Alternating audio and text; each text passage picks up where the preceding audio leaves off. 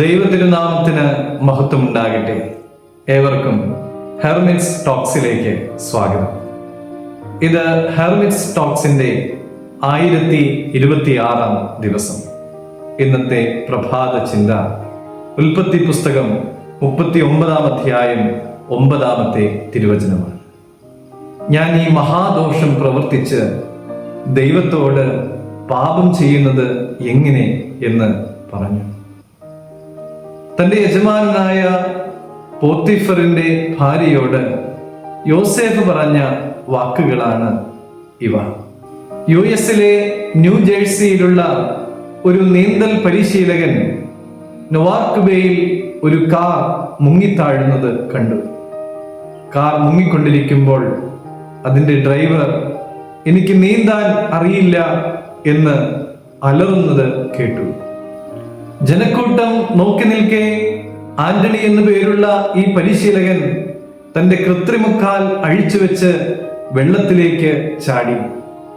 സമയോചിതമായ ഇടപെടൽ മൂലം ഒരു മനുഷ്യന്റെ ജീവൻ രക്ഷിക്കുവാനായിട്ട് സാധിച്ചു. പ്രിയമുള്ളവരെ, നമ്മുടെ തിരഞ്ഞെടുപ്പുകൾ പ്രധാനമാണ്. തന്റെ വാർദ്ധക്യത്തിലെ മകന് യാക്കോബ് ഒരു നിലയങ്കി ഉണ്ടാക്കി കൊടുത്തു. ഫലമോ അവന്റെ സഹോദരന്മാർ അവനെ വെറുത്തു. ഒരവസരം കിട്ടിയപ്പോൾ അവനെ അടിമയായി വിറ്റു.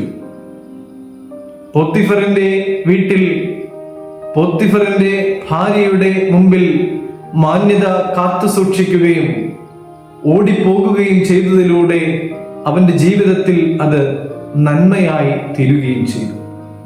ആദ്യം തടവറയാണ് ലഭിച്ചത് എങ്കിലും പിന്നീട് ഉന്നത പദവിയിൽ എത്തിച്ചേരുവാനായിട്ട് അവന് സാധിച്ചു. പരിശീലനം ഉണ്ടായിരുന്നുവെങ്കിലും ആന്റണിയുടെ തെരഞ്ഞെടുപ്പാണ് ഒരു ജീവനെ രക്ഷിക്കുവാനായിട്ട് ഇടയായത്.